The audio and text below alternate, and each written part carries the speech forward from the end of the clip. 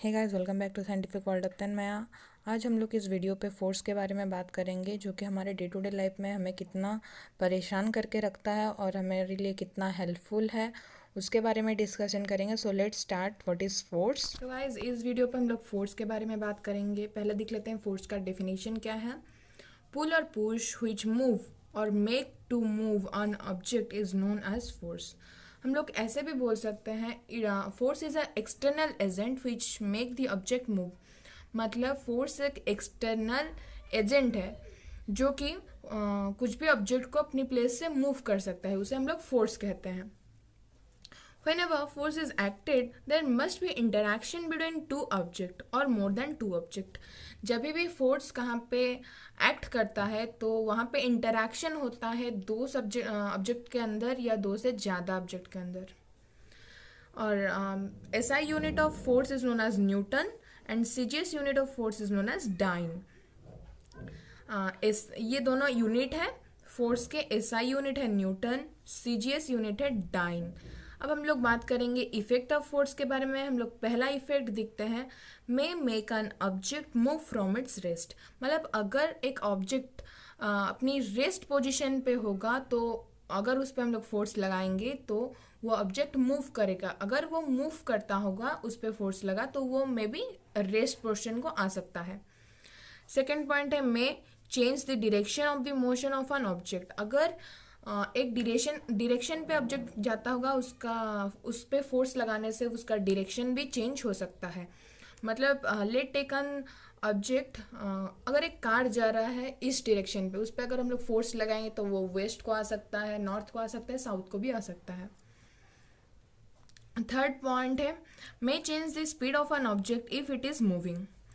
अगर एक object move करता होगा, उसका स्पीड अगर हाई होगा तो उस पर हम लोग फोर्स लगाने से उसका स्पीड स्लो भी हो सकता है, और उसका स्पीड अगर स्लो होगा तो उस पर फोर्स लगाने से उसका स्पीड हाई भी हो सकता है। फोर्थ पॉइंट है मे bring about a change in the shape of an object. मतलब अगर एक ऑब्जेक्ट का शेप सर्कुलर होगा उस पर हम लोग फोर्स लगाने से उसका ऑब्जेक्ट में change into rectangle, square, triangle, कुछ भी शेप को आ सकता है। Last and fifth point is may cause some or all of its effect. यहाँ पे जो इफेक्ट्स हम लोग पहले 4 इफेक्ट्स दिखे उसमें से अगर हम लोग फोर्स लगाने से सारा इफेक्ट भी कहीं ना कहीं काम करता है, कुछ भी इफेक्ट काम करता है हर एक ऑब्जेक्ट के ऊपर। अब हम लोग टाइप्स ऑफ फोर्स दिखेंगे। There are 2 types of force, contact force and non contact. यहाँ से तो आप लोग समझ गए होंगे कंटैक्ट मतलब फिजिकली टच होके होता होगा, और नॉन कंटैक्ट मतलब वहाँ पे टच नहीं होता होगा। तो चलिए इसका डेफिनेशन भी देख लेते हैं कंटैक्ट फोर्स का। A force which can be exerted by an object on another object only through physical touch or contact. This is known as contact force. मतलब कंटैक्ट फोर्स मतलब कहीं एक ऑब्जेक्ट और एक ऑब्जेक्ट के साथ टच करके करता होगा, मतलब कंटैक्ट से उनका फोर्स होता होगा, that is known as contact force. There are 2 types of contact force, muscular force and frictional force.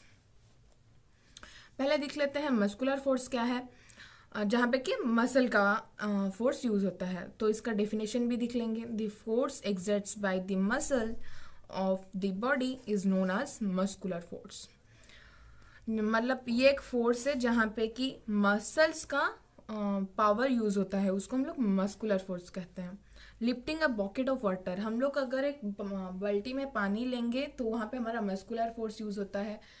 और हम लोग अगर एक बुलक कार्ट चलाते होंगे वहाँ पे भी हमारा मसल्स का यूज होता है। Now second contact force is frictional force, the force which always opposes the motion of the body over another body. Frictional force मतलब अगर एक डायरेक्शन पे लेट टेक के हम लोग एक डायरेक्शन पे चलते होंगे, हमें एक जगह से दूसरे तरफ से फोर्स आता होगा, उसके हम लोग फ्रिक्शनल फोर्स कहते हैं। मतलब वो फोर्स होगा जो कि हमें अपोज करेगा हमारे मोशन से, उसे हम लोग फ्रिक्शनल फोर्स बोलते हैं। सो नॉन कॉन्टैक्ट फोर्स हम अब दिखेंगे। The type of force which is acted on a body by another body without contact is known as non contact force.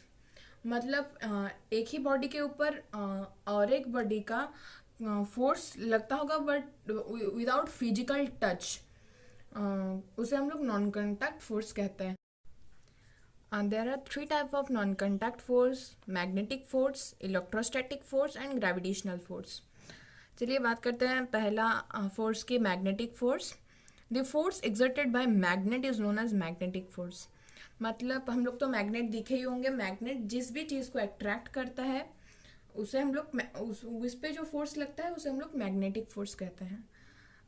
Late take an example, iron, nickel, cobalt. मतलब ये तीन जो चीज़ें हैं वो मैग्नेट पे चिपक जाते हैं, इसलिए हम लोग उस पे जो फोर्स लगता है उसे हम लोग मैग्नेटिक फोर्स कहते हैं.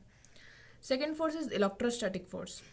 The force exerted by a charge body on another charge body or uncharge body is known as electrostatic force. मतलब एक ऑब्जेक्ट पे हम लोग चार्ज किए होंगे और एक ऑब्जेक्ट चार्ज हो भी या ना हो, उन दोनों के अंदर जो अट्रैक्शन होगा उसको हम लोग इलेक्ट्रोस्टैटिक फोर्स कहते हैं.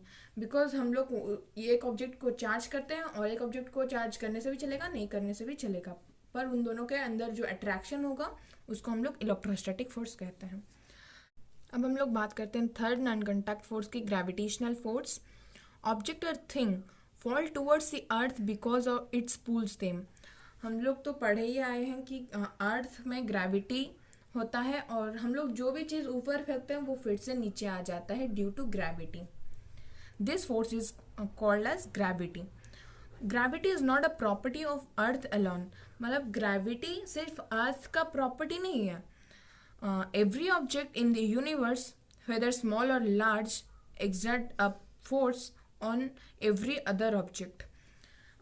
ग्रेविटी सिर्फ अर्थ का एलोनी प्रॉपर्टी नहीं है, बल्कि चाहे दुनिया यूनिवर्स पे जितने भी थिंग्स हो, वो छोटे हो या बड़े हो, उन दोनों के अंदर भी एक्सट्रैक्शन होता है, उन दोनों पे भी फोर्स लगता है. मतलब हम लोग एक ग्लास को लेकर टेबल के ऊपर रख देंगे, टेबल और ग्लास के अंदर भी कुछ इंटरेक्शन होता है, उस फोर्स को भी हम लोग ग्रेविटेशनल फोर्स कहेंगे. The force is known as gravitational force. With this हम लोग हमारे फोर्स के चैप्टर खत्म कर चुके हैं.